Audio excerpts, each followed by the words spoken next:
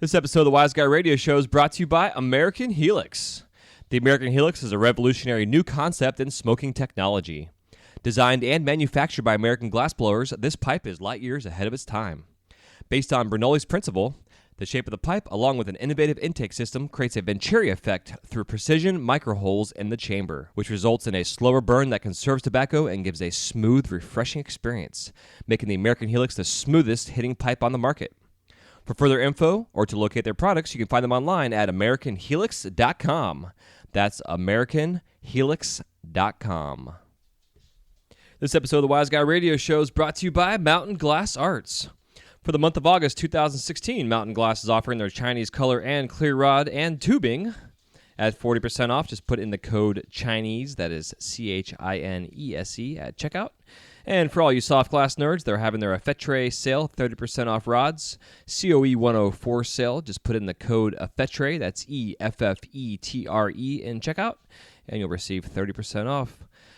Any questions, comments, or concerns, just go to mountainglass.com. That's mountainglass.com. This is the Wise Guy Radio Show, a podcast dedicated to educating and inspiring through conversations with today's top talents in the world of glass. We will be dissecting their journeys in hopes to deliver actionable content that you, the artist, can start implementing now, helping you grow not only as a creative spirit, but also a successful artistic entrepreneur. With a little organization, relationship building, and your artistic ability, you can obtain greatness. Climb aboard, whether an artist, retail owner, or enthusiast. We have a ton of fun in store for you. Welcome to the Wise Guy Radio Show.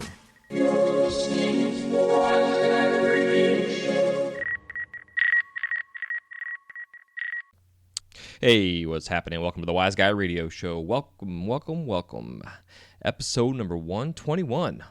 This is Jay Michael, your host. Thank you so much for tuning in today.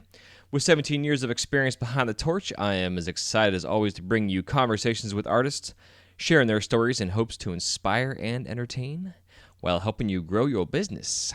And today is no exception. Today's episode is a best of featuring Mike Souza. Mike is a glass artist, scientific glassblower at Princeton University. He has many decades behind his belt as a glass artist. One fun thing about Mike is he did not actually ever formally finish any type of educational program of any sorts. He started off doing apprenticeships through his father's company that he worked for, and then just grew from there through perseverance and engineering and drive and passion for glass in the scientific realm of things. We get into a lot of fun topics and conversations, getting into the science of glass, applications of science in glass, what he's up to nowadays, and some kind of behind the scenes of some different areas of experimentations and just kind of fun concepts and ideas that pertain to scientific glass blowing that I find myself is an art. He doesn't consider himself to be an artist, but I consider him and other scientific glass artists or scientific glass blowers to be artists just because of the skill and technical abilities that they have, whether they're creating the same looking beaker over and over and over again, or they are making some one-of-a-kind experimentational type of equipment that's used for experiments by scientists, to be redundant there. So other than that, I wanted to thank anybody and everybody who is participating in our first annual Secret Santa pennant trade. I have over 50 artists signed up. I had a flood of last-minute artists yesterday. I know with the way the Facebook algorithms and post work, it's kind of a pain in the ass, and I don't always have time to sit and post. And I prefer to post them myself instead of preemptively setting things up to post. But I was really happy for the feedback and response from everybody out there. Anybody else outside of North America that has tried to respond to this, I'm trying to find a way to locate these messages. I don't know if you have or not, but if you have, I definitely want to make sure that you're included and involved with this whole situation. You can go to wiseguyradio.com or wiseguymedia.com, either way. I'm going to go ahead and I need to put up a contact thing on there. But what you can do is go to this post on the website and leave a comment on there. I believe you should be able to leave a comment. I know everybody's, internationally wise, your internet services are set up different filters and all this other kind of madness going on. but I definitely want to involve anybody that was interested. So please, if you have not heard back from me yet, I'm going to be sending out a mass email by Thursday to everybody who's participated with updates and what have you. But also wanted to make sure that if you have sent me something and I have not received it yet, or if you notice I haven't opened it, please go to the comment section on the website, either Wise Guy Media or wiseguyradio.com. I'll have the links in the show notes for you to send me an email. And also, again, I'll put my email link into the show notes as well, where you can send me a message on that. And other than that, I'm definitely pumped up to have this thing going on. I'm going to do this twice a year. The idea is for every quarter of the year, basically, in business sense too, I want to have something fun to do. I'm also going to be starting every quarter to do reminders to make sure you have your taxes and all your information and stuff in line for those who are doing quarterly taxes.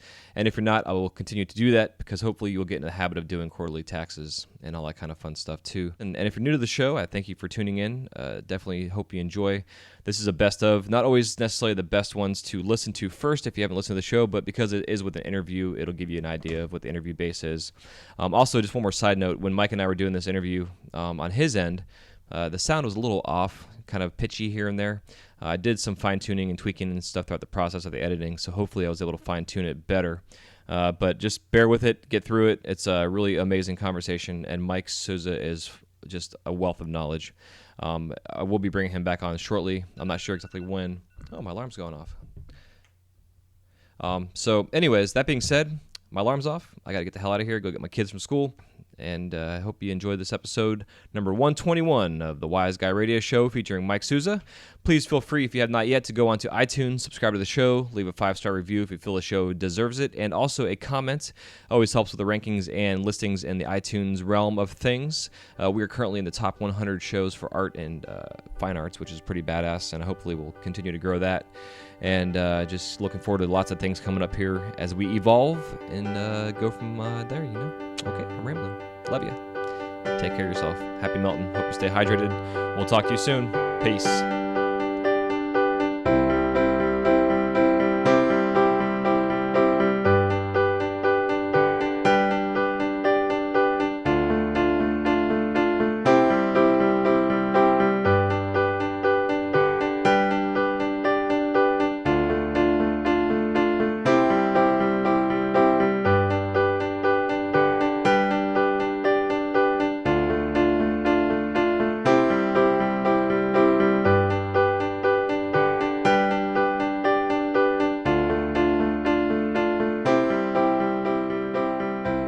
Hey, Mike, how you doing today, brother? I'm doing good. Awesome, man. Well, it's an honor and a privilege to have you on here, and it's kind of fun. Another glass artist in the community reached out to me about you, and you contacted me, and here we are now doing the show. So I'm super excited to share your story. 40-plus years, scientific glass artist, a huge, I mean, your portfolio and everything you have is like 25,000 pages long. It's incredible. Your academic background and just your knowledge of what you have with glass is mind-blowing. And hopefully those listening to the show will probably have to listen to it 3 or 4 times to really grasp all this stuff because, you know, I'd say sit back and hang on because this is going to be a fun ride. Yeah. Well, let me qualify too. Yep. Artist is if in the very broadest terms. I don't claim to be that, but I do think if ingenuity is an art, then scientific glass blowing is an art form then. Oh, yeah, I agree. That's what I'm saying, man, because you're taking a medium, doing a functional application to it, but what you're doing in the head of what you have to do, like the whole engineering aspect, I think there's art to it for sure. So there you go. Thank you. Yeah, absolutely. Yeah. So before we get too crazy and sidetracked, if you want to go ahead and give us a little bit of background on yourself, where you got started, and what led you to where you are now, you know, yeah. Well, I'm often asked that question, how did I get into scientific glass blowing? And my canned answer is that my dad was a shop manager in a glass shop, and he had 5 sons, so it was a form of punishment for all of us. And I'm the one who had to do a life sentence. But, you know, it was really something I didn't want to do. Nobody wants to go to work for their dad, Yeah. but it was something that I could always do, and I fell into it. And as a kid, we'd go into the shop. There was seldom any glass blowing being done.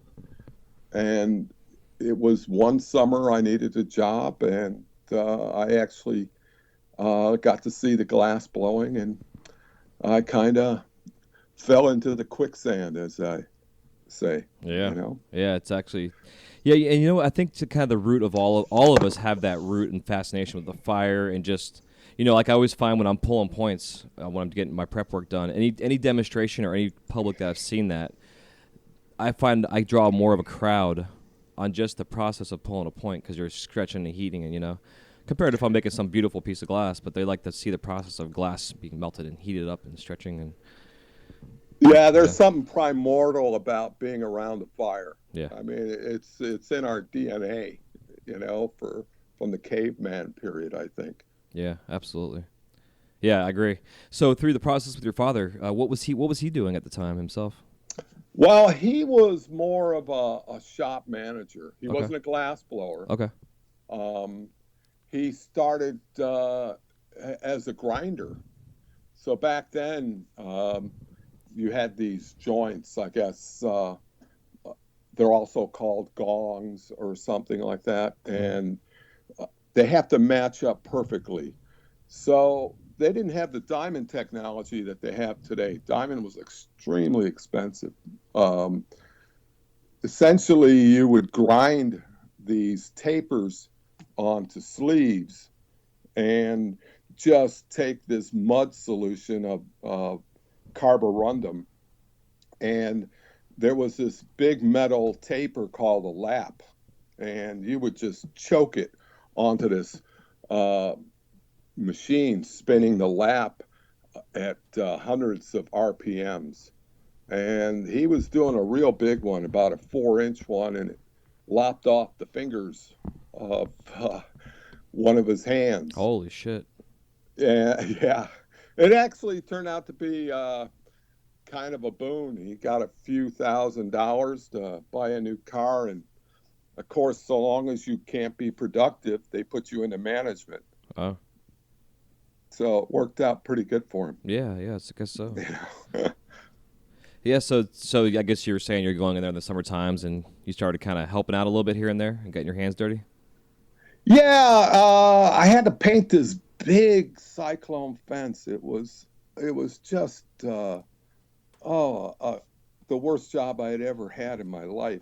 Might still be at the top of the list. And when it rained or the weather was too bad, I'd be inside. And now I'm finally seeing scientific glass blowing being done for the first time. And my first impression was, how the heck do they see anything? Everything was this yellow clear.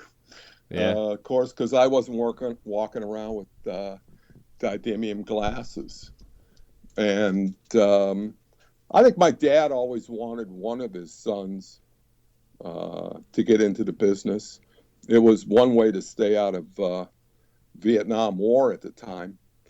And I signed in and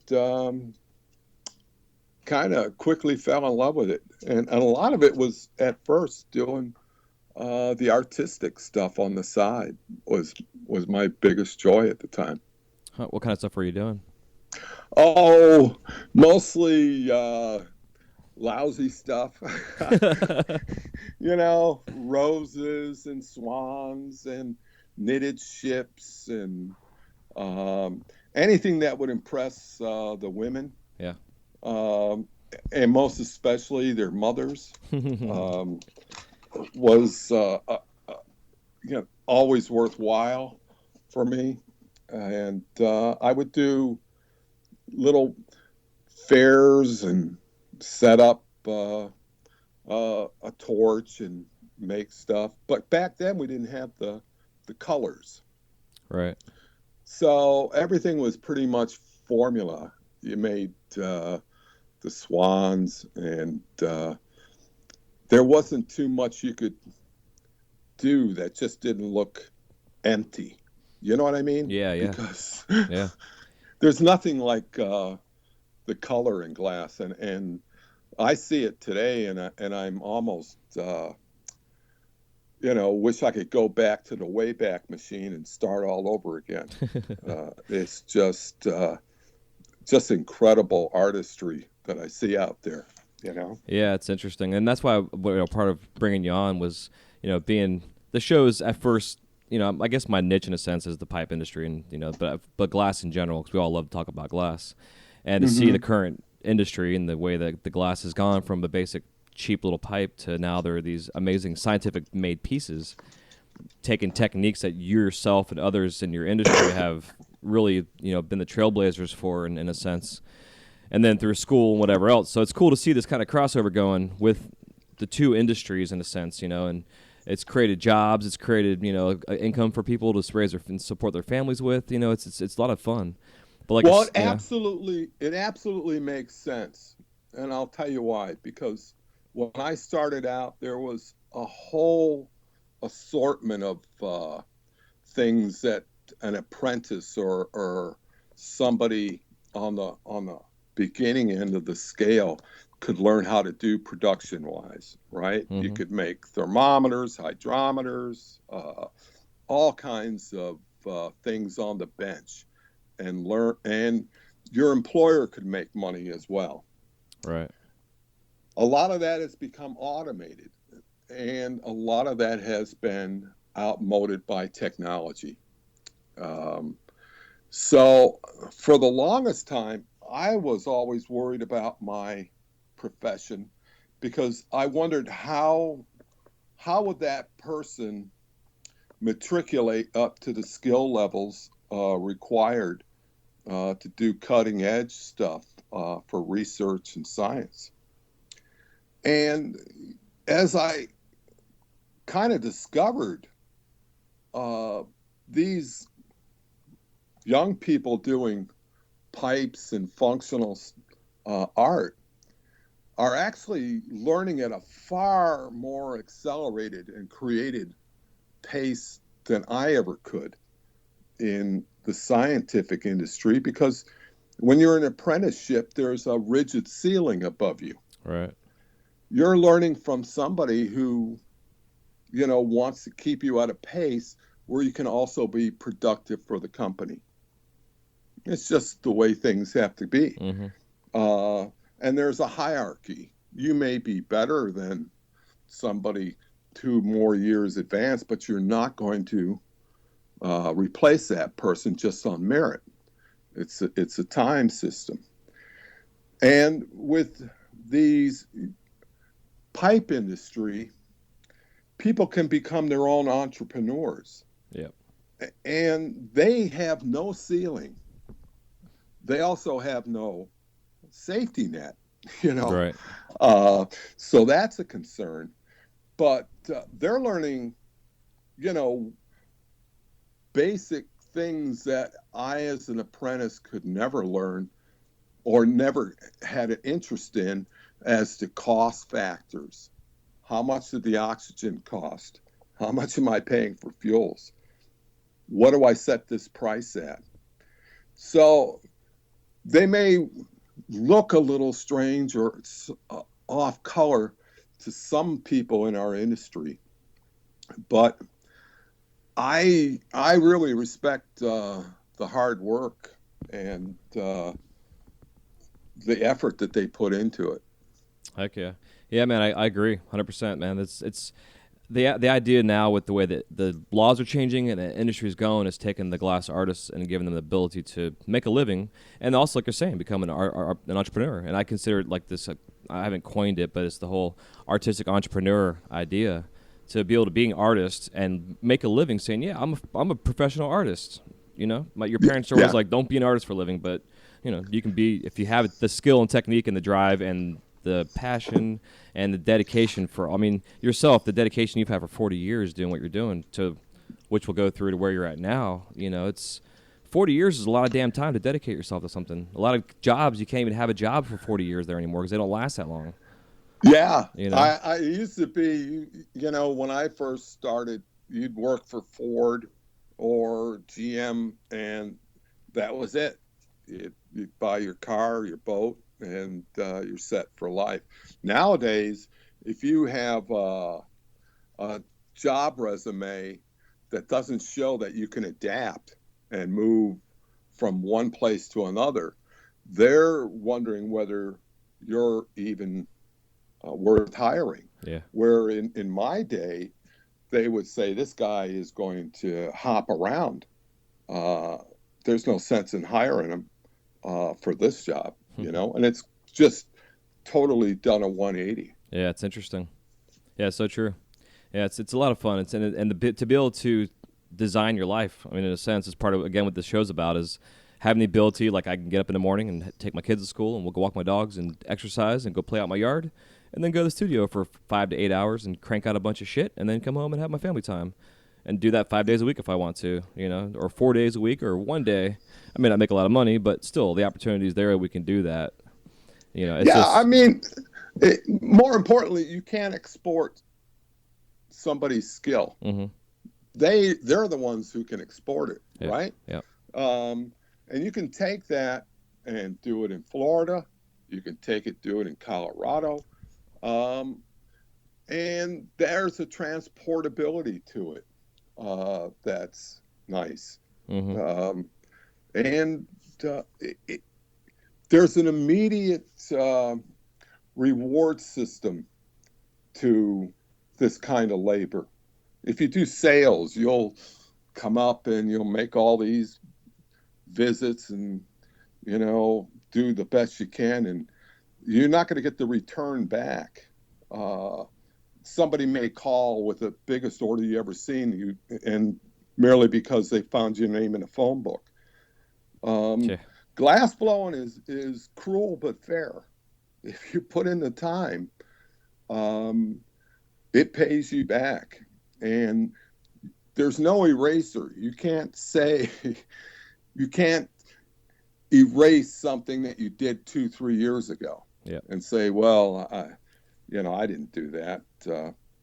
Sometimes it comes back to haunt you, but it's very personal. And yeah, yeah, absolutely. Yeah, and that's a fun thing. Like our glass is very archivable. I mean, glass over the centuries has been, but the glass, like I was talking to somebody recently about the goblets that Corning has, the old, back from from Venice and stuff, and the glass is somewhat deteriorating, so they have to like put like a coating over it to keep the glass from falling apart of some sort, to preserve it. Yeah. Or like the glass we're doing nowadays, the technology's changed so much. It's like you can make a pipe and you wonder what aliens are going to find when they dig up through our soils and shit. Like my ex-wife, she's got her backyard's probably got 50 fucking pipes in her gardens that I used to dig and bury, and all my old shit that I didn't like, I'd throw it in the backyard and bury it. And it'll be there forever potentially until someone finds it. Yeah. It's pretty neat. So yeah, man. So kind of your beginnings, you got into, you did your apprenticeship and then you left the nest in a sense. What were some of the first things you were doing outside of that in the scientific world? Outside of the scientific world? Well, no, just in the scientific world, yeah. Like what were some of the first applications you were doing? Oh, mostly a bunch of test tubes that would be turned into dewars of different kinds, and TV necks. God, I hated doing TV necks. It was lead glass and pretty thick, so you'd have to use this real loud oxidizing fire, a lot of oxygen, and it has a high thermal expansion, so you got to kind of sneak up on it and not really touch it with the flame, and otherwise the glass would just turn black, look like heck. So all I do is just one after another, just heat up an end and flare it so it could be put onto a new picture tube or something like that.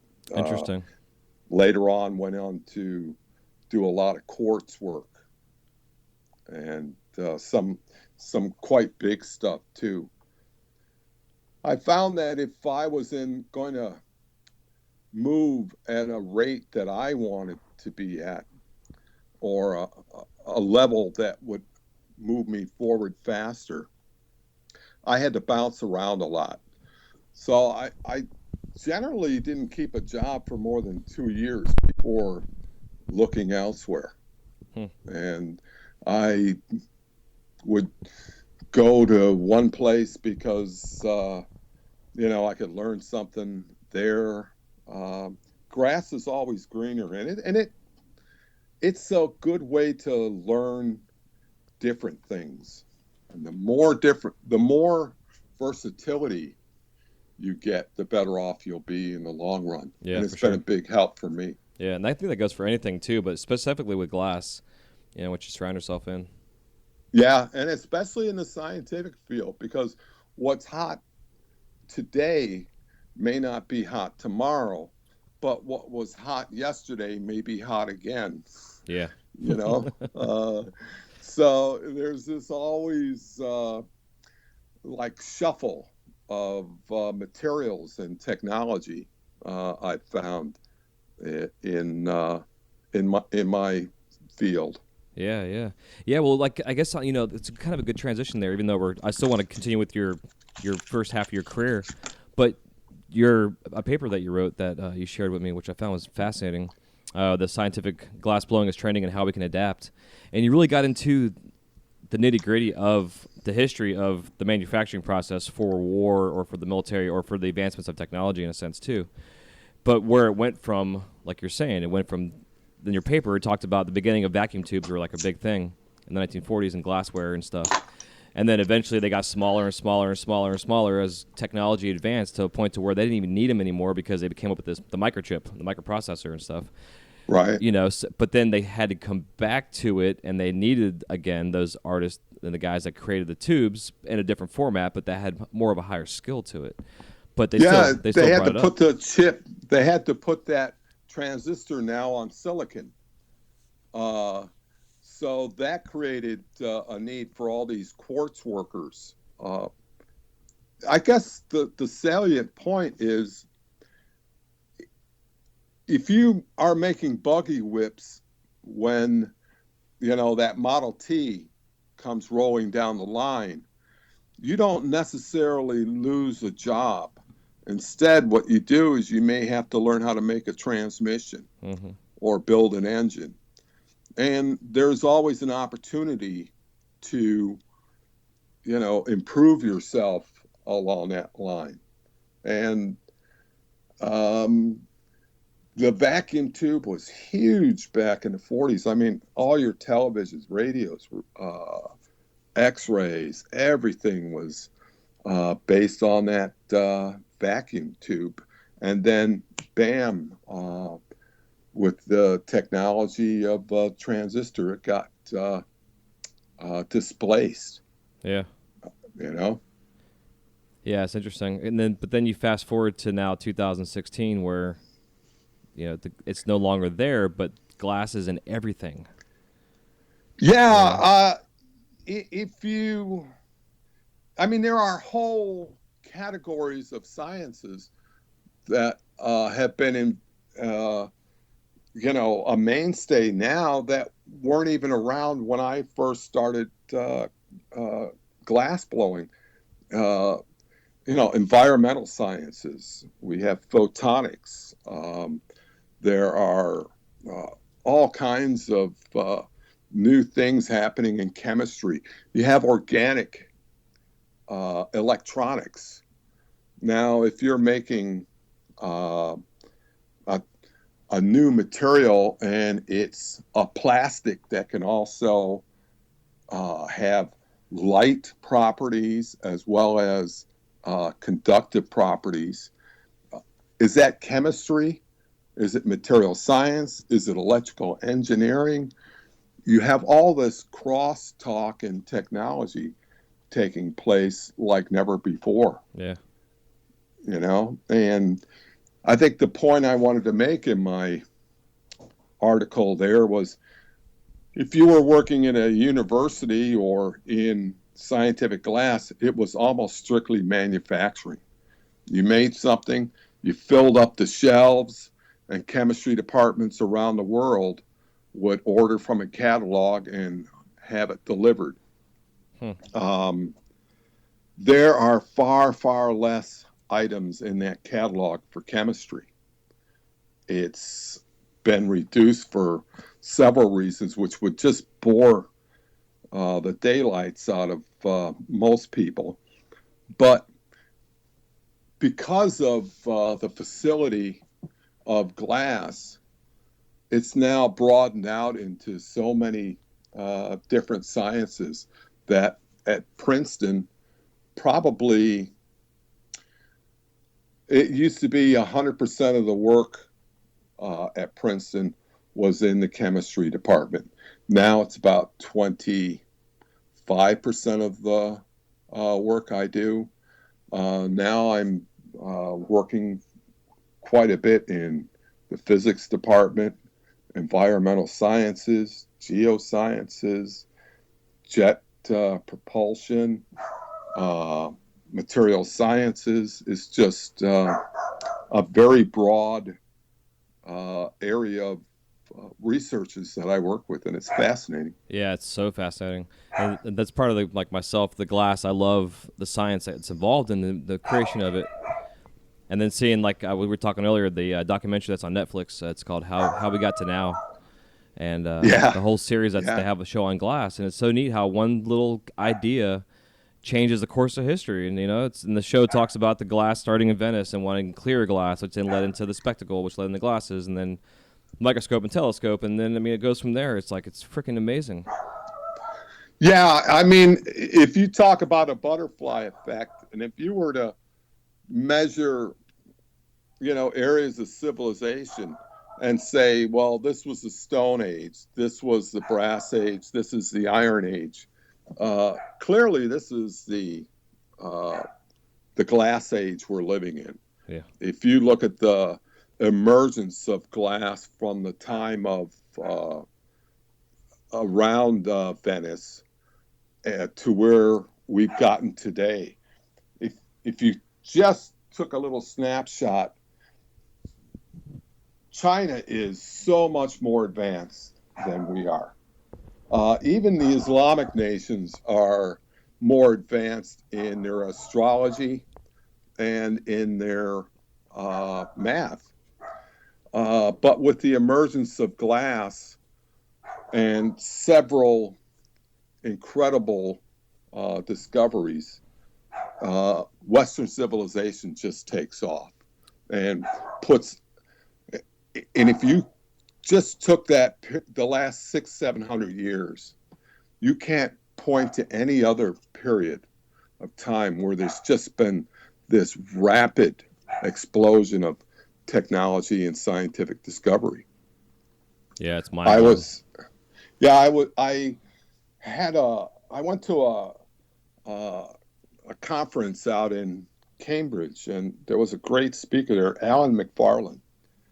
And his whole talk was about the importance of glass. And he pointed out that if you took 20 of the most significant scientific discoveries, 15 of them use glass as the main material. Wow. Yeah. If you think about it, Newton's prism, he was able to split light into different colors and recombine them back with another prism. It really caused the Age of Enlightenment, because now you're talking things aren't magical or mysterious anymore. At the time, there was probably we looked at matter as just earth, wind, and fire. Now we have some 160, I think, elements going on the periodic table upwards, and a lot of that was just through glass. Yeah, it's crazy. So neat. And just like you're saying, just through that, as that advances and the periodic table grows and the elements grow, and so does glass and the technology that intertwines with it too. It's amazing. Well, if you just take Robert Boyle's vacuum tube, the classic bell jar, Okay. right? And then you take Priestley's experiment where he takes a mouse and he puts in a candle. They both die very quickly. Then he takes a mouse and he puts in a plant next to it. And they're able to coexist. He was able to discover that there is such a thing as oxygen and there is photosynthesis. Now, you could have done the same experiment with a box out of metal and opened it up and see, well, they're still alive. But to actually observe it as it's ongoing is only something that glass can do. Right. And that is just incredible. If you take the electron tube, until that discovery, atom literally meant undividable. It was the smallest unit you could measure. But because of the discovery of the vacuum tube, they find electrons, subatomic particles. Now, if you take a quark, a subatomic particle from an electron, and then you took one atom and you made the atom, say, the size of the planet Earth, that one subatomic particle would be about the size of your fist compared to the planet Earth. That was considered undivisible. And now we're finding even smaller particles than ever before. So it's amazing what glass has enabled us to do. Yes, it is.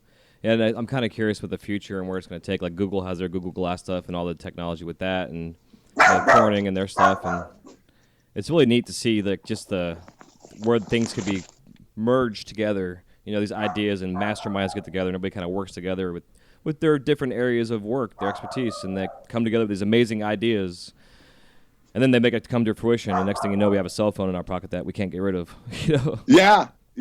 But I think everything that we've done for the last century or so with the electron, create sound, telephone, and so many of our incredible electronic devices, we're going to be doing with light, and it'll be photonics. In fact, the early insertion of that is fiber optics. Yeah, Look exactly. what it's done for telecommunications. And we are going to probably use glass materials more so than ever. And what's ironic is glass is still a mystery to us. We don't know why glass forms as a glass, why it's a solid. It's just still remains one of the most fundamental mysteries of a material to science today. Does it flow over time? Well, it should, but it doesn't. And we're still trying to find out why. Yeah. Yeah, it is such a weird substance. Like I've always been fascinated by water, and then I got into glass, and glass acts very similar. Except, go from a liquid to solid to a gas and back and forth, and with glass, it's neat because you can take a solid rod and heat the shit out of it and sculpt it and manipulate it, and then you have something else that you've created. And look how lucky we are. It is the most abundant material on the planet. Yep. Silica is the basis for this. It's amazing, though, how overlooked it is. And I have people who teach at Princeton, and they'll come to me, as a proposal for a job, or something's broke and they want to know if I can fix it, and I'll ask them, what kind of glass is this?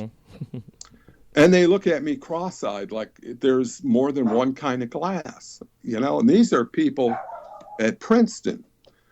And if you took 10 main ingredients and you were to shift them a mole or so one way or the other and change the property of that glass, you could actually make a new glass every second, and it would take you longer than the universe has existed to run out of different glasses. Gosh. Every second. Wow. That's amazing. And it's just, yeah. And when I work with, researchers, I really need to know what their major concern is. Is it going to be light? What spectrum of light? What wavelength of light they're going to be working with? What are their temperature problems? Glass will become more and more conductive as you heat it up. Will that be a factor? Its dielectric properties, thermal shock, chemical resistance. Glass does not stand up to alkalis, stuff like sodium and potassium and other materials.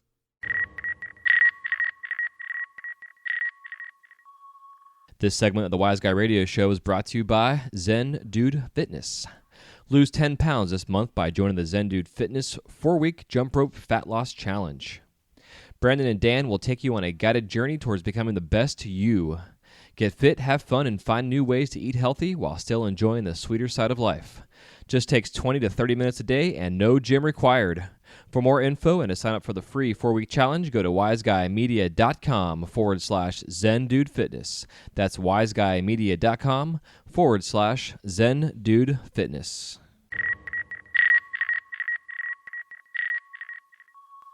Well, I warn you, the only difference between me and a real expert is they would know when I was lying. Right. You know? Yeah, it makes total sense. Yeah, absolutely. Yeah, it's part of the fun with being at Disney. I get asked all the damn time if my kiln's a fridge or if I'm using argon or some kind of other gas on my torch, and a lot of times I just say yes, or I'll just give some kind of silly answer, but then I'll give them the real answer, just kind of fuck with them. Because I play with the ignorance of people because people are ignorant. They don't know what's going on. It's part of my fun being there too is the educational side. So but like I know what you're saying. If they're not a glassblower, they don't have any idea. Well, it's just amazing how blank their knowledge is. It's like everybody's whittled a piece of wood. They get the idea, you saw it, you nail it. Glass, with all its versatility, just seems to confound and be a foreign subject to so many people. And it's just strange in my view. Yeah, I wonder if it's because of its everyday use and just about everything that we have in our life. If people just gotten so desensitized to it and they just take it for granted, they don't, Yeah, I mean, they're calling this the information age, right? Yeah. And we're talking over glass, for Christ's sake. Yeah, exactly. Yeah. I try to use the whole everyday application. Like you drop a glass on the floor and it puts a shockwave through the glass, which causes all the molecules to go crazy. So next time you drop it, it'll probably break. I try to use that for a generic description on why we have to anneal our glass and anneal it properly. And when I still explain it to them in the sense of, I know everybody has dropped a glass on the ground that didn't break. And they, so I teach a fundamental course, and the way I explain it is, everything heats up, and when it heats up, it expands. When it cools, it contracts. And you can heat something up in one spot, it's always going to come against a borderline where that glass did not experience the same thermal expansion. And the only way to relieve that is to get it all taken out. And if you have a polariscope and you show them what strain looks like, it's neat.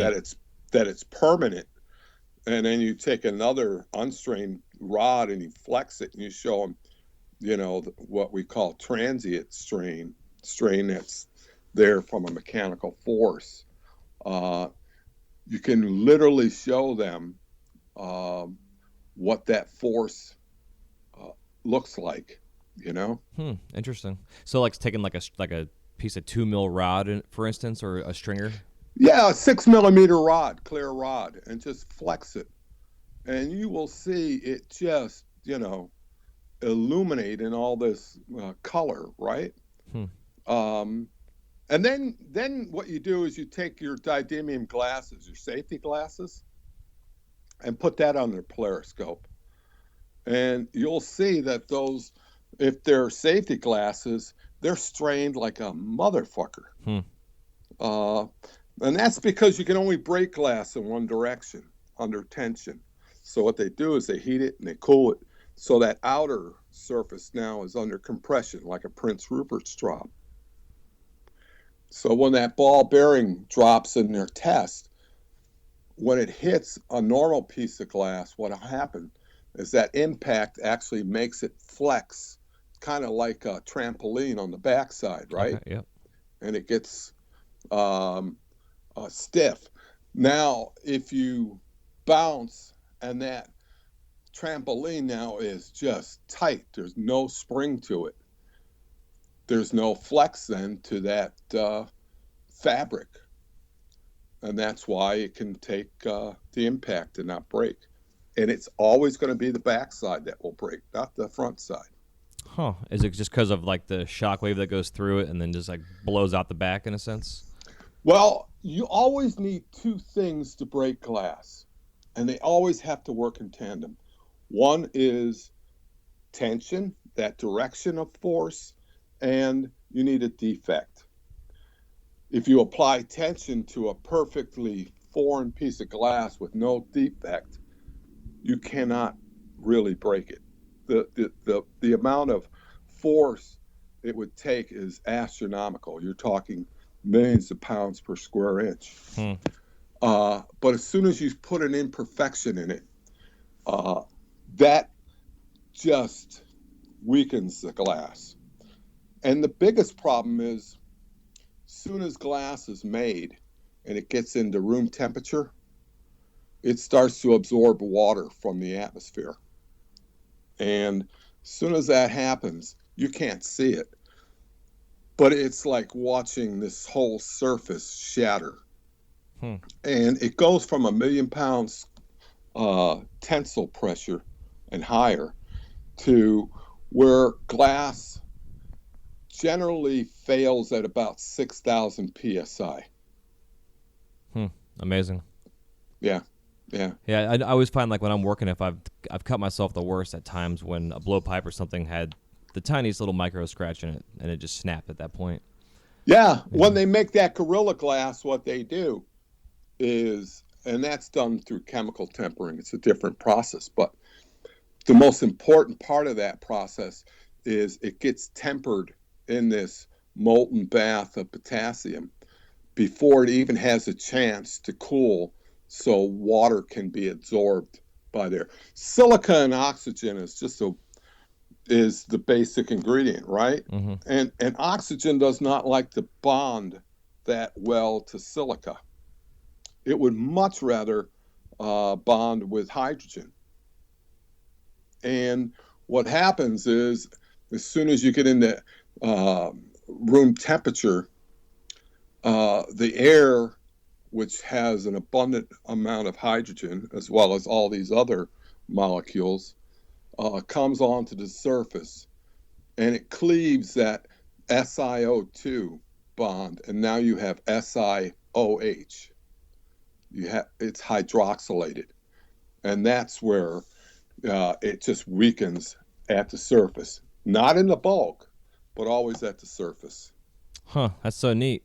And it's, again, something that you would not be able to see. I mean, you could, I guess, so technically people say you can bench cool your glass. Even that's not even good for it, even if you've done a flame annealing.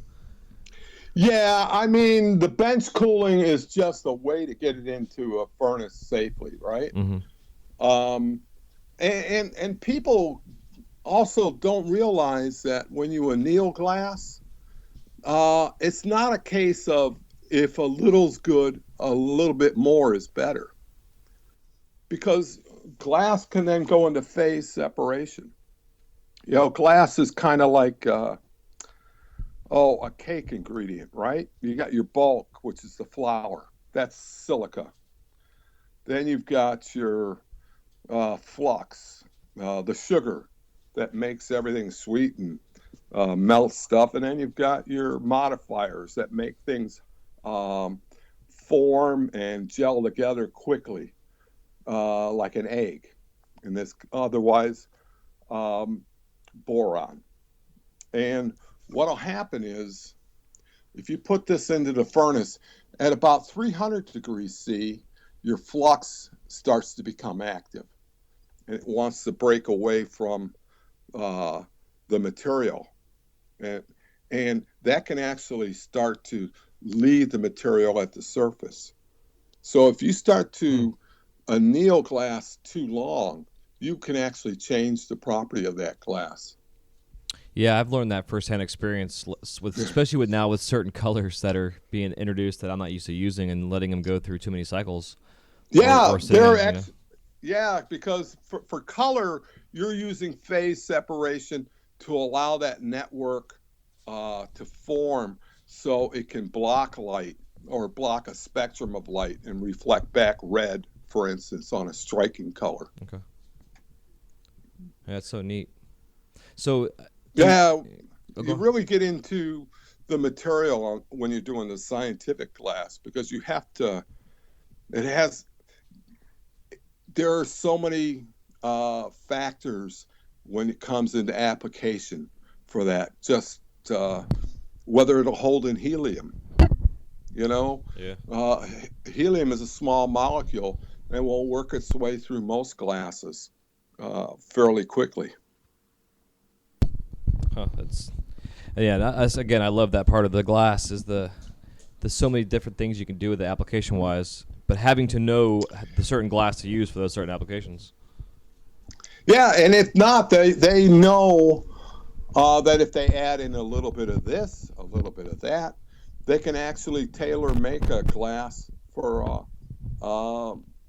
a application and do all the designing now on software and just say, okay, it's going to have this thermal expansion and it'll have this dielectric property. The Young's modulus will be such and such. And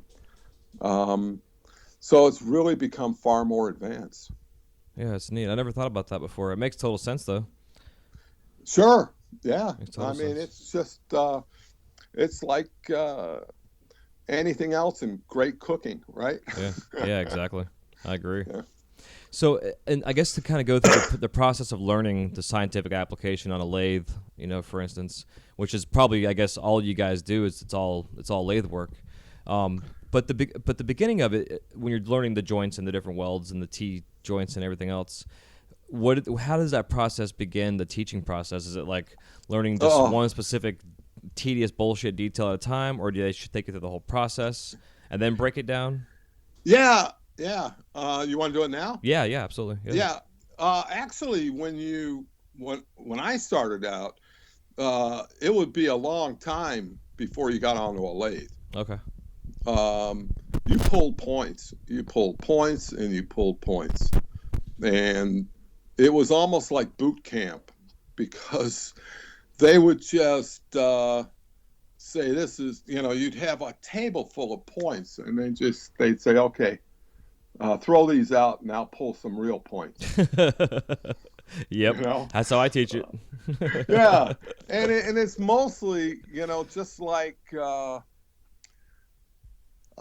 any kind of hazing. They want to see if you can stick through it, whether you're going to quit now, and now's as good a time to find out as later. Yeah, exactly. So there's a hazing period you went through. But then once you have your table full of points, they would tell you to, okay, now make a bunch of bulbs.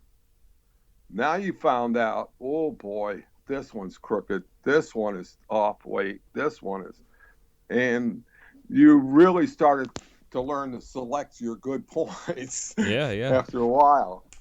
And even today, I try to do as much work on the bench as I can, mostly because you can get stupid on a lathe. Mm. By stupid, I mean in regards to your fire.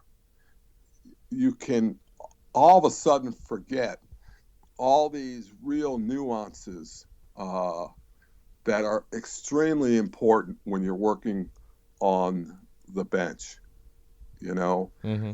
and you develop these tailor-made fires that only you can work with best.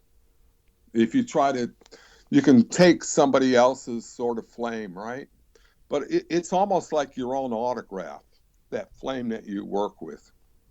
Hmm. And one of the things I think people run into when they take a class somewhere or they see something on YouTube is they try to tune that fire just like, Micah Evans had, or Kiva Ford, or myself, and they just cannot get anywhere. And it's basically because the more advanced you are, the hotter you're working. Yeah, it makes sense. And when you're working and you're not advanced enough, uh, things go into chaos far too quickly. We don't, you always see that uh, guy starting out, the apprentice or whatever, and they are just in the fire and disaster is happening and they're still in the fire Mm-hmm. Yep. trying to figure it out. And it takes them a while, but eventually you'll see you're always trying to get on that verge of chaos, but also know how to draw it back. Yep. Okay. And you can only do that, learn that technique, I think, on a bench. You can't really learn it on the lathe because it just, you just get into a habit of working hard, fast, and hot all the time. Yeah, and having that kind of perpendicular and vertical presence, going on with the flame and the, according to the glass and the, locked into a machine. The difference where you can move your arms around and get different angles and get glass flow, to actually learn the material. Yeah. Because yeah. like you're saying, like I know, like when I teach it, I love the new student to come in, and then they're intimidated as hell just by the idea of what they're gonna do, and then they actually melt the glass, and it's even more intimidating. But I'm just like, make a blob of glass. I don't care what it looks like. Just get used to your flame, your glass, and if you start losing control, take it out of the flame, but keep the glass moving, type of thing.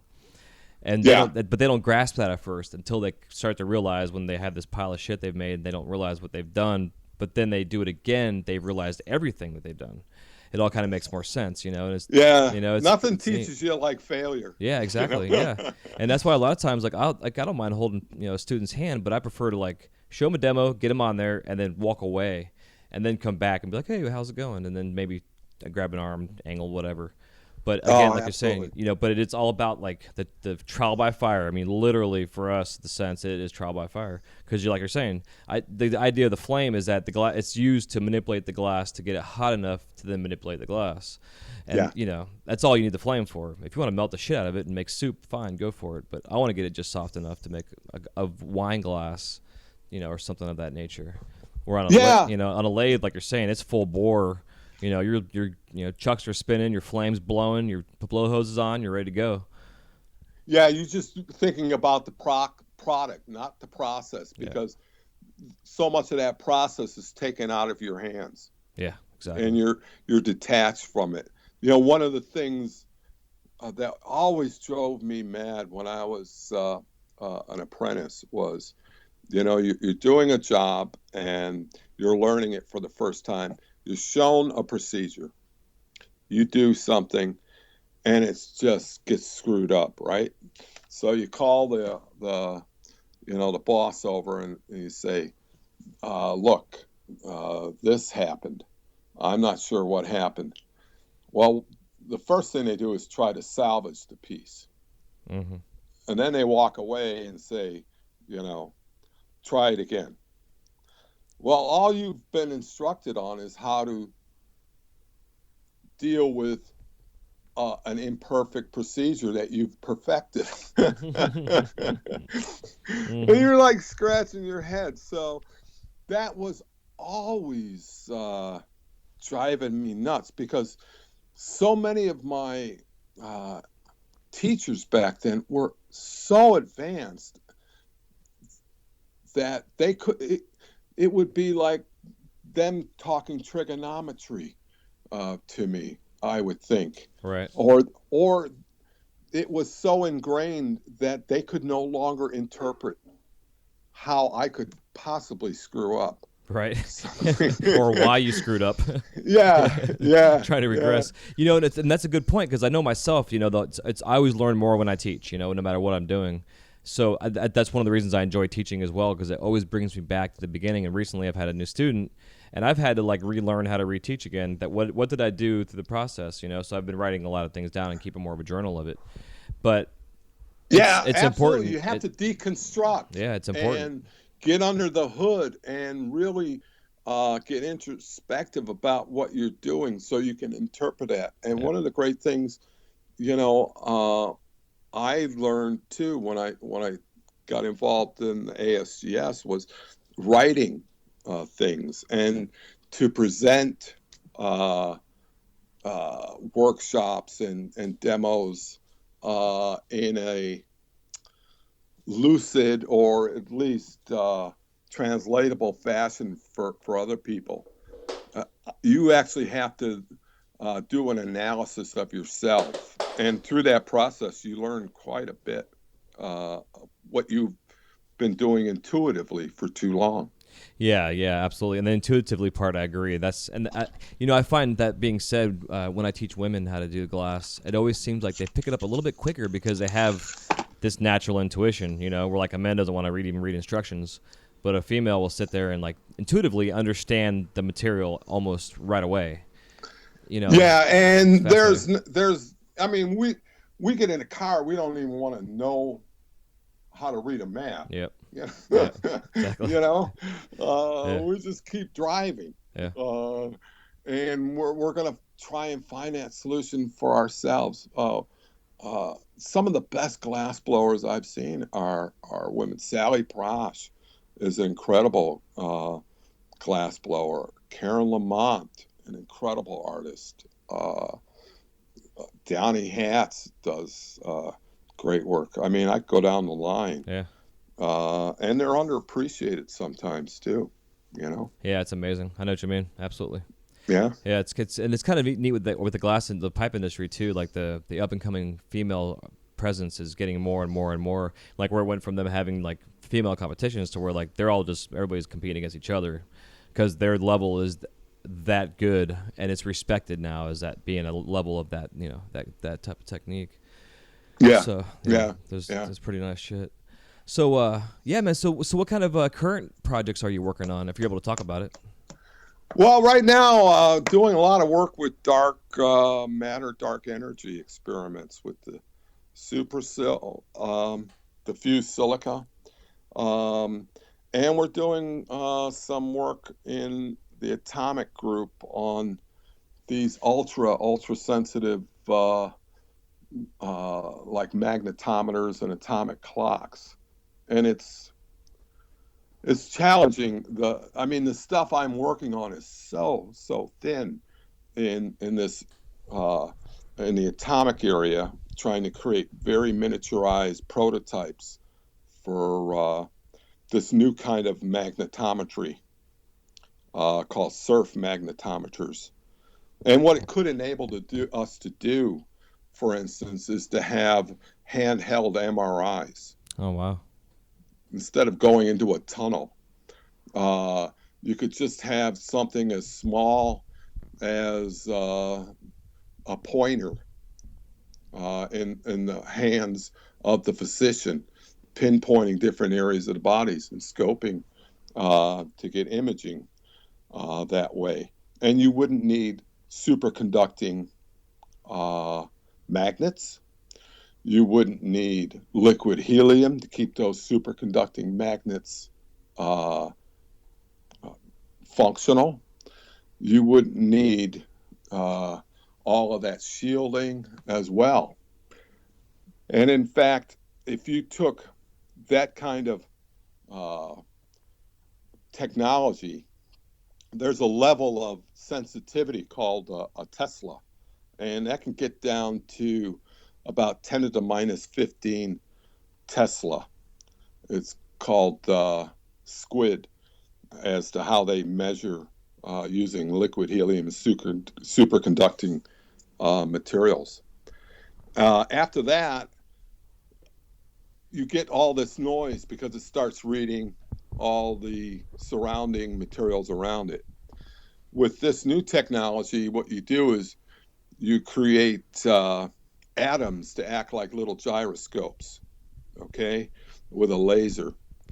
And these atoms are spinning like gyroscopes. If you introduce any kind of field with an electromagnetic background at all, no matter how discrete, these gyroscopes will start to wobble.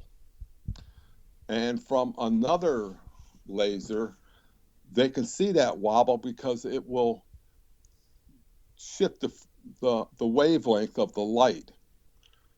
And so at 10 to the minus 15, that's the present technology using enormous amounts of energy and enormous amounts of resources that are finite. With this new technology, using nothing more than glass cubes and something very small, this can get down to 10 to the minus 22 sensitivity on the Tesla. So that's well over 1 million times more sensitive than present technology. Wow. Damn. Yeah, and it's pretty amazing. And with this other stuff that we're doing, we're trying to create single crystals. We're growing these crystals in very, very pure ampules made out of synthetically fused silica. And it's very challenging because we want parts per trillion pure, and you have to get down to about 800 to 1,000 degrees to get this crystal to form.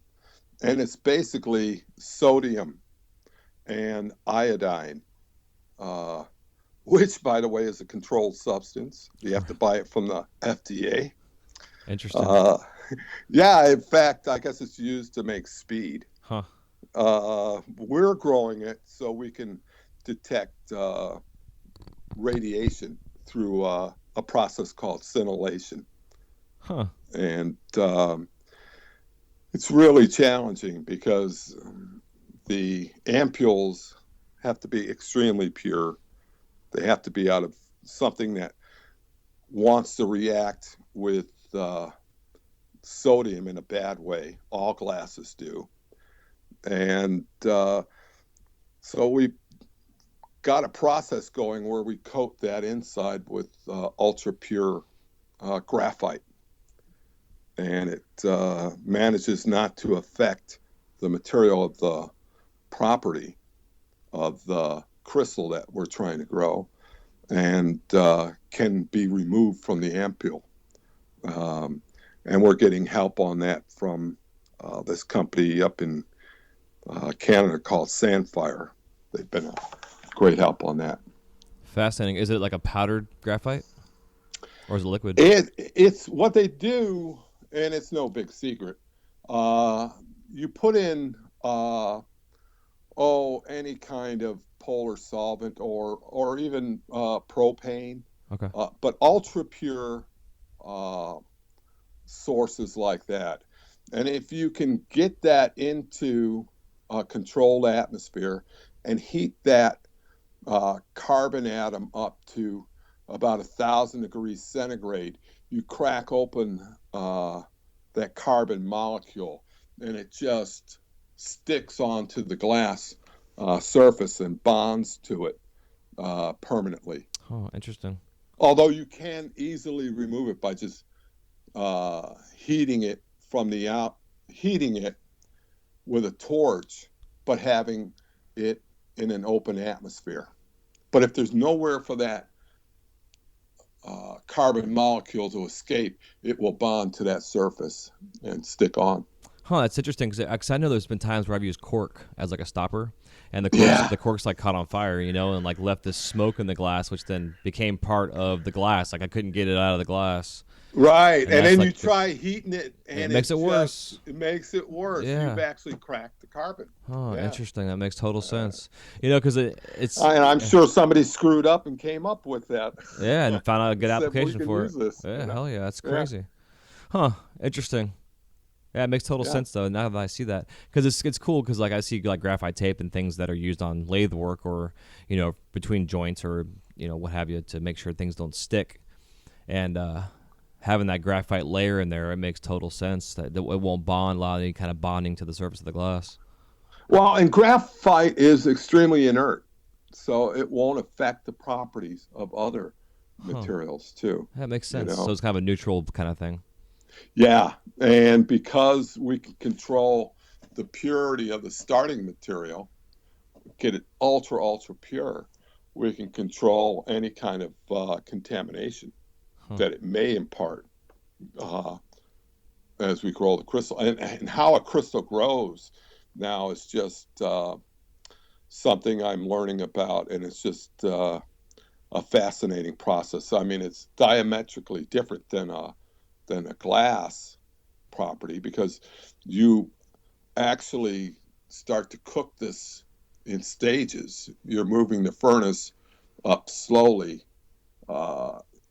in what we call a zone furnace, so we can grow the crystal down at one area and start to nucleate this growth of crystals that are in perfect structure of order as it grows, so it can direct light or energy in very specific directions. Glass is random, so it has the wonderful ability of light to just kind of disperse it in a very good pattern, where crystals also have the ability to be birefringent, so they can direct light in a very specific pattern. Interesting. So instead of using a mirror, you can use a crystal to kind of redirect a motion of light. Yeah, or to just pick up the specific footprint of how these photons are traveling. Okay. And use it as a scintillator that way. Huh. So neat. It's almost creating like something almost perfect and pure. Yeah, and we have to measure its purity down to parts per trillion, which is another part of the experiment that we have to do. So now we want to be able to accurately measure any kind of radiation when we're dealing with trying to probe all this stuff that's out there in the universe. If we took every element, every planet, everything that we've ever been able to measure up to date, it still only comes to about 4% of the universe. Yeah. There's all this other stuff out there that we cannot directly measure. And we have to come up with elaborate ways of finding out. We know it's out there because of its effect on gravity. Yeah, and like the whole gravity wave, idea now that they've able to actually prove was real. So it's so fascinating. Every day I post on Facebook some new discovery being made in glass or with glass, and I never run out of new stuff. Sometimes it's multiple stuff, and it's just fascinating for me to go through it.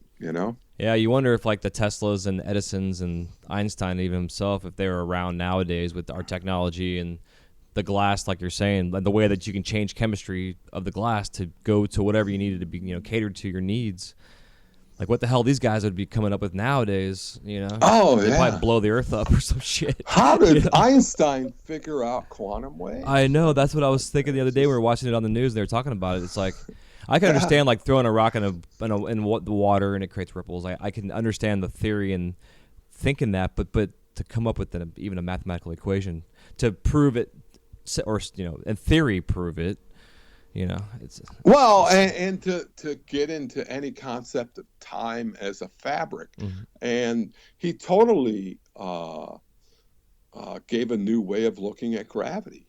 Yeah. I mean, it's just it's amazing. Of course, we wouldn't be where we are today without Einstein or Tesla. So, it's all if, ands, and buts when you come to that. But, we always say in, research, all the easy stuff's been done before. That's the problem. Right. Yeah, now it's reinventing the wheel over and over and over again. Damn, I wish I could have done that. I had that figured out. Yeah, shit. Oh, that's so fucking cool. I could talk to you all night on this stuff, man. It's so killer.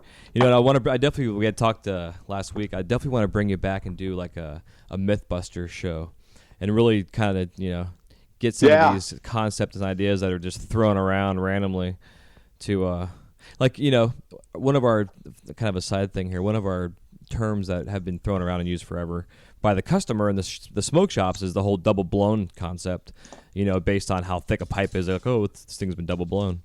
Does people ever use that terminology or is that word in your landscape of scientific glass?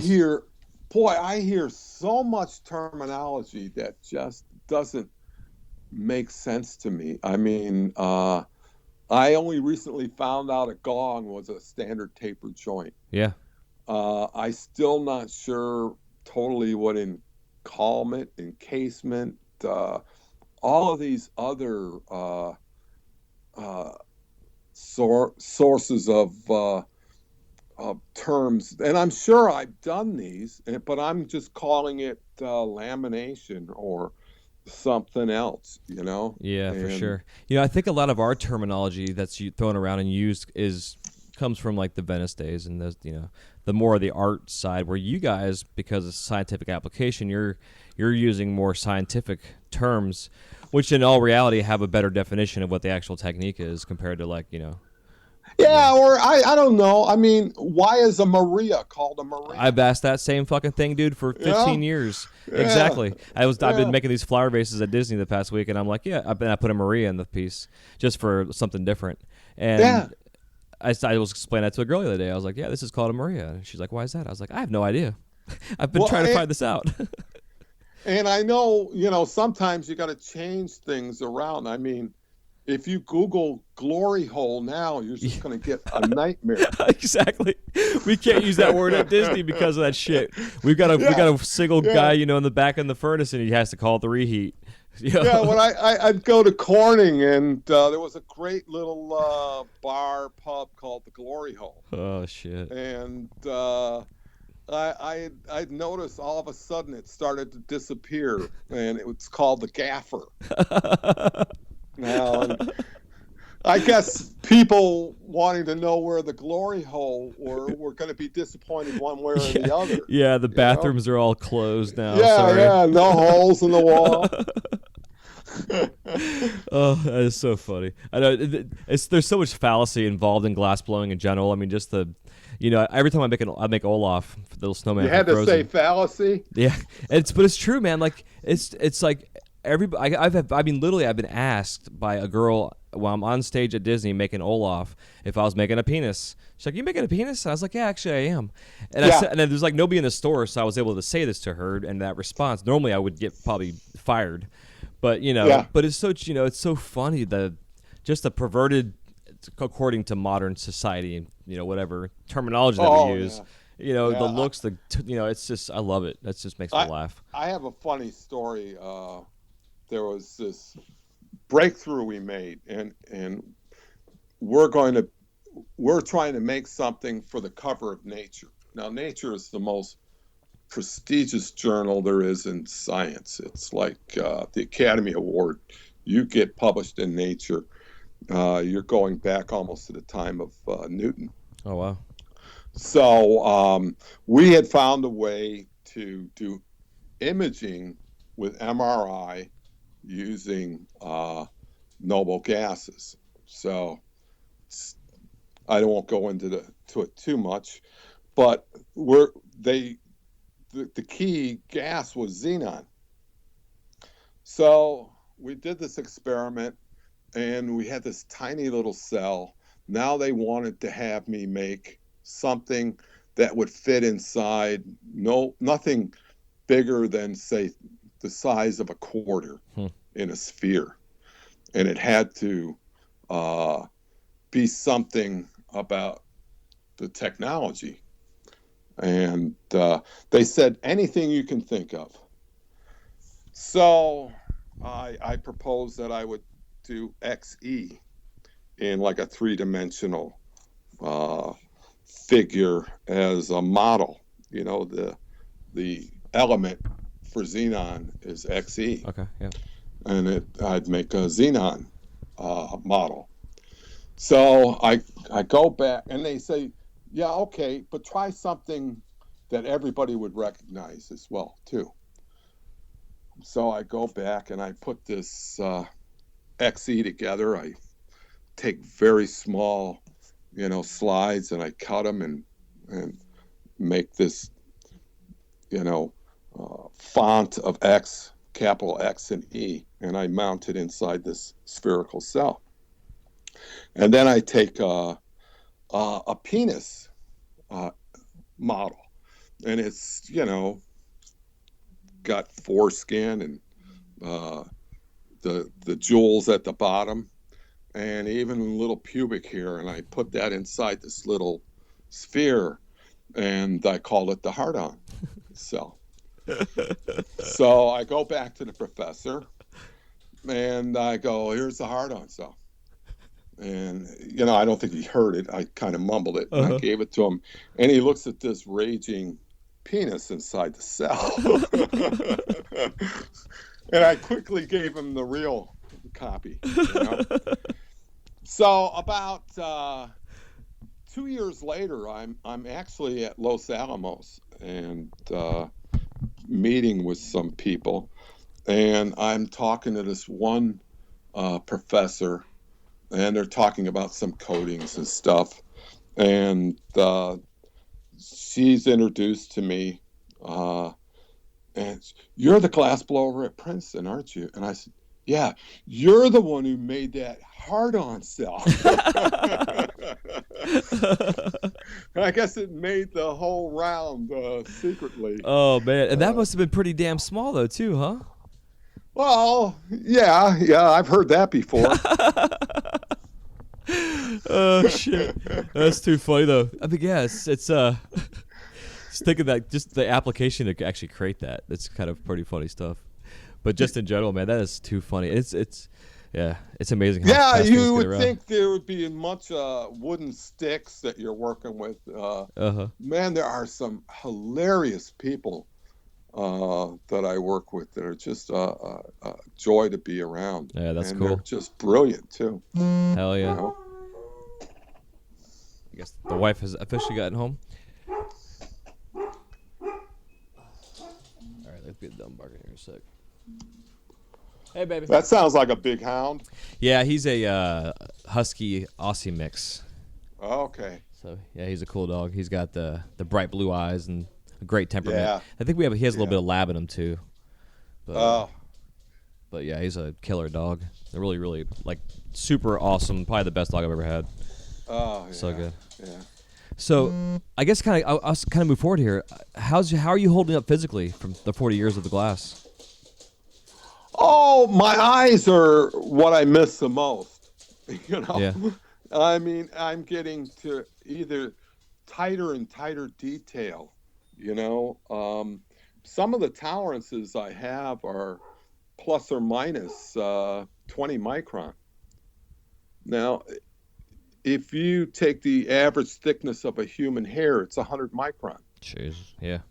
And I have to blow these spheres with a wall thickness of exactly 120 micron plus or minus 20 micron.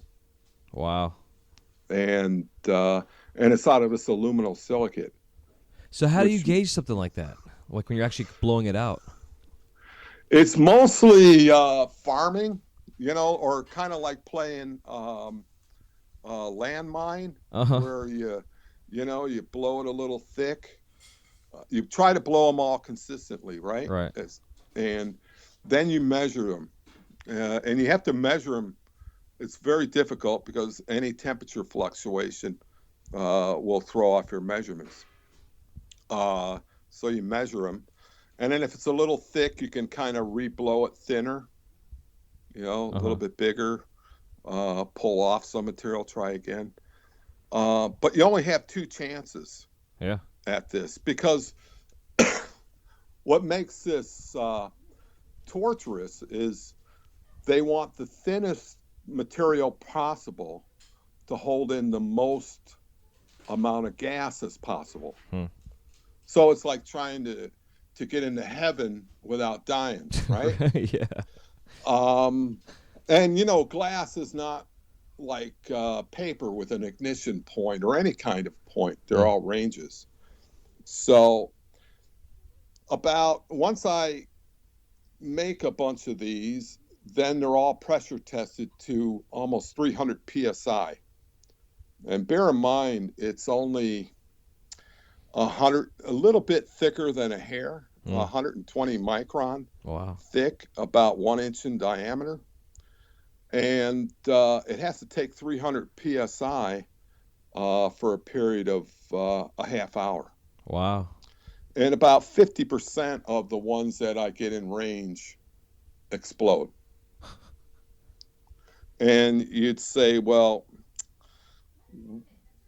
why is that? Well, because we're way over the borderline on what it would be. And trust me, if 100% of them,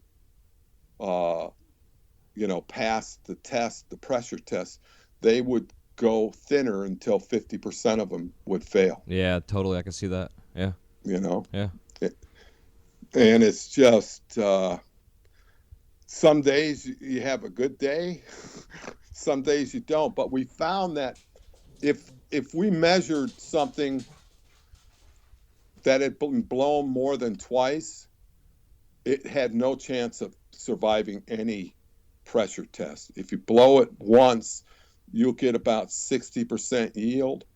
If you blow it the second time, about 20% will be in there. Anytime after that, 0. Interesting. Is that because the act of moving the glass twice, like, does something to the molecular structure of it? Yeah, every time you put, glass in a fire and you get it into its melting point, it can start to lose some of its materials just as they boil away. You see it when you work Pyrex.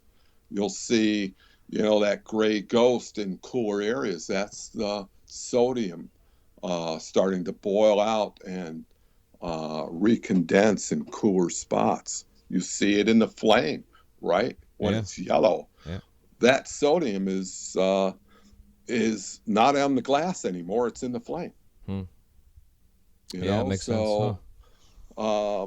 You can start to break away that glass. Anytime you do a fire cut, and you put 2 pieces of glass that have been fire cut and you put them together, if you look at it in the periscope, you'll see a fine line, because that edge that you did the fire cut is going to be slightly different material.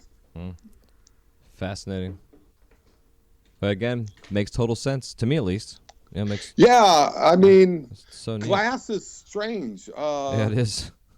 It's a perfect insulator against electrical uh, properties, right? Mm-hmm. But as you start to raise its temperature, it becomes more and more conductive till one of the neat experiments you'll see is you take a glass bottle, right, and you warm it up a little bit in a torch, and then you put it in the microwave, and you set that microwave for 5-10 minutes.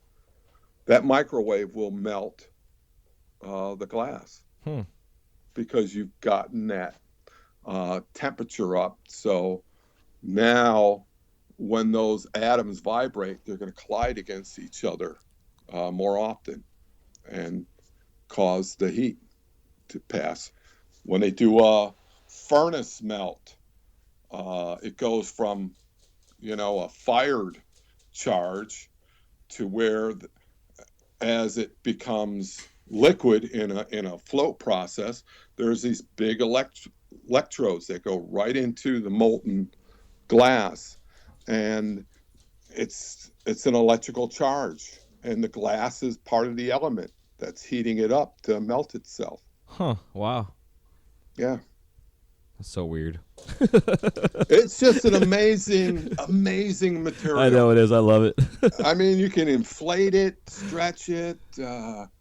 I work a lot with this guy in the optics department. We're doing a lot of anionic bonding Pyrex to silicon chips, and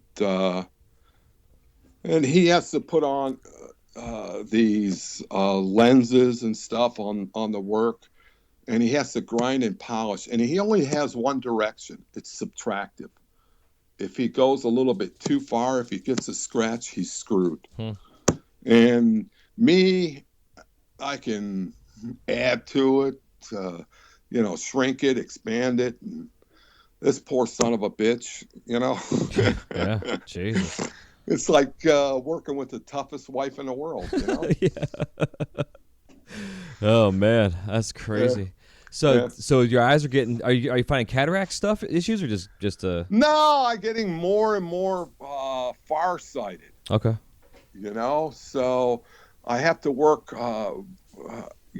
really close. I just recently did a job where they gave me a rectangular tube that was a 0.5 millimeter ID by 1 millimeter OD.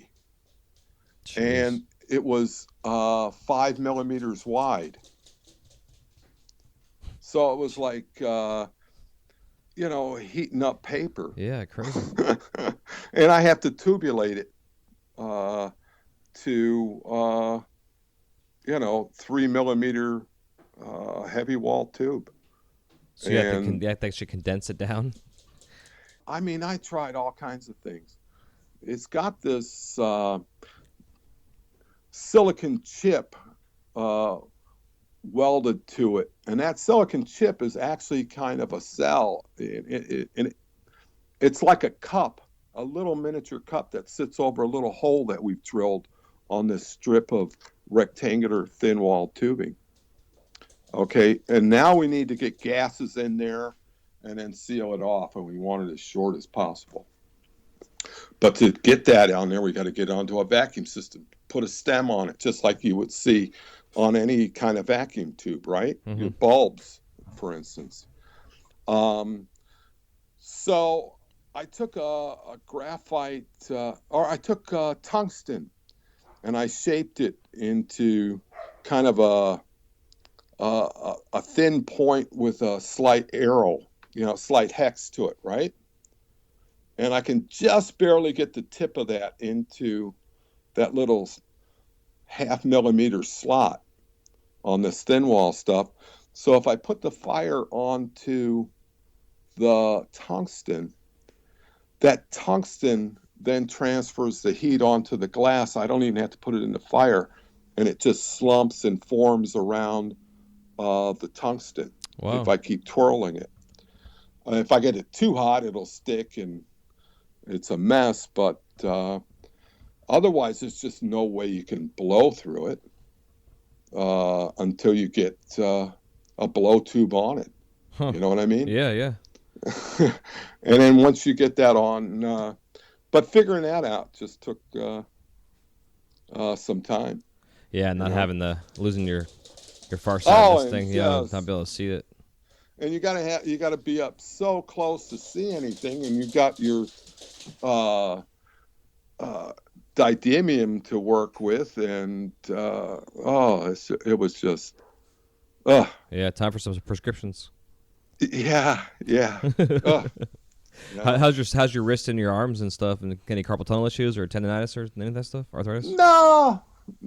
I mean, really, I worked a heck of a lot harder when I was in the industry. Yeah.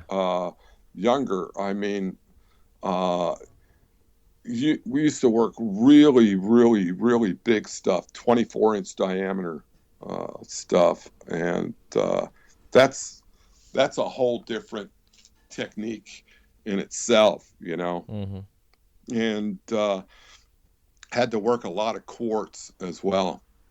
Here it's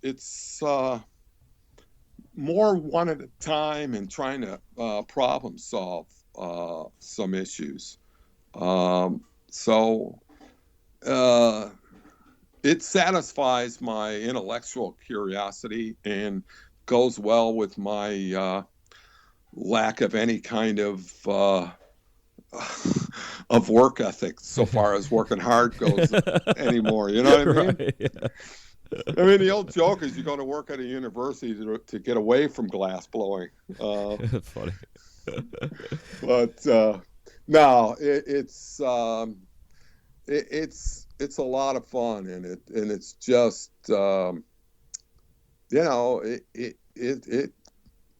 you're always learning something new there, and I'm just blessed to be working where I am. Yeah, man, it's awesome opportunity for sure. Yeah, it's it's cool. just, and it just seems improbable because I mean, I don't have an advanced degree. I started working when I was 17 as an apprentice, and now I'm at Princeton University. It wasn't by design. It was just by being in the right place at the right time, and when it falls in, you just do the best you can. Yeah, absolutely. Yeah, it's taking us doors that open up and opportunities, but also having some drive just to walk through the doors. Yeah, it's like Yogi Berra said, the harder I try, the luckier I get. Yeah. Yeah. And it just to anybody out there, I would just say, just keep plugging away. You never know how something adverse can actually, when you look back in your life, could have been the best thing that ever happened to you. Yeah. Yep, absolutely. It's funny that way. Yeah. And how sometimes you can get trapped into this honeypot where you get too comfortable and life can just pass you by. And boom, you're stuck, and now you're 40, 50 years old saying, how did I get here? Yeah, man, it goes by fast. I'll be 40 this year myself, and it's like 17 years on the torch even sounds like, holy shit, 17 years. I got people talking to me about this stuff or just getting started that are 17, nowadays. Well, as you get older, you always think you're the same age, right? Yeah, totally. And then you start seeing, holy Christ, Jack Nicholson looks like, a corpse. Yeah, right. And then I realized I'm the same way or getting there. Yeah. All your heroes are just suddenly, limping and very fragile. And you start spouting all the shit your dad said. I don't pay the electric company. Can't you turn off a frickin' light? Yep. All this stuff at your kids, and you just. Yeah, that's funny shit, man. Well, hey, brother, before we let you go, if you want to give us any kind of parting piece of advice to anybody getting started that's even just been in the industry forever, and then also how we can go about finding you out there in cyberspace. Yeah, I would just say, if you're doing flame work, know the flame. It's like Fight Club. The first rule about flame working is know the flame. The second rule is know the flame. And if you really start thinking about it as being three-dimensional, there's a top, bottom, center to it. There's a heat zone, and even things such as nuance as the velocity, how much pressure and flow you're getting can affect it. And just always experiment, change sizes and stuff. Don't get casual about the flame. Be very exquisite about it, and I think you'll be a much better glass blower. Yeah, that's well said. Absolutely. And what's your Facebook page? Most of my time is spent running the American Scientific Glassblowers Facebook page. And if you look for them, we've got hundreds of short little videos showing stuff like the famous Jesus seal and other techniques. And a lot of information. The only we just spend most of that just exposing people about glass as a material, whether it's art, science, or whatever. It has to do with glass. Heck yeah, man. Well, again, I appreciate you taking some time off on your Sunday, man. It's been a pleasure having you on, and we look forward to having you on next month. It's been a joy, and I had a chance to listen to some of your other podcasts, and boy, it's just been fun. Awesome, man. I'm looking forward to going through some of the library. Yeah, I appreciate that. Yeah, I would love some feedback from you, too. Anything I say wrong that's not right, not true, let me know, because I will correct it. We'll just start rumors. Hey, perfect. Awesome, brother. Well, have a beautiful night, man. We'll talk to you soon. All right, Jason. Take care. Yeah, man. Take care. Bye-bye. Bye.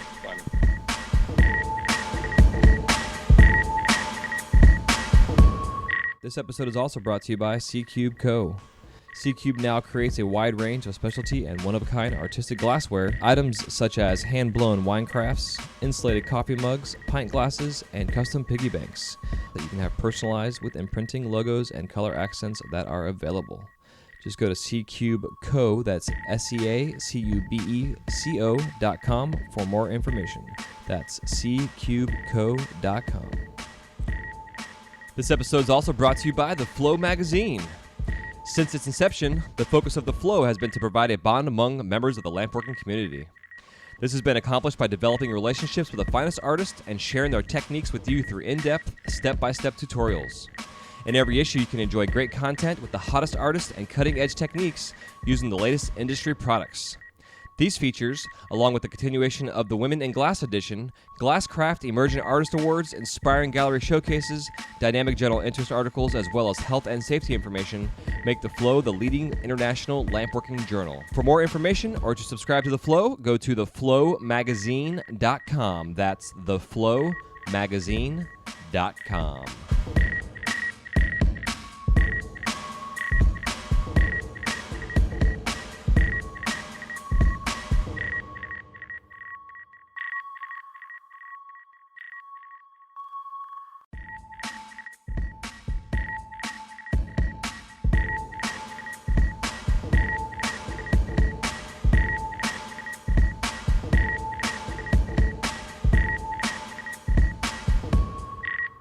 Thank you guys so much for listening to this episode of the Wise Guy Radio Show. If you have any questions, comments, or remarks, please leave them in the show notes page area where it says comments. We'll see you soon. Have a wise night.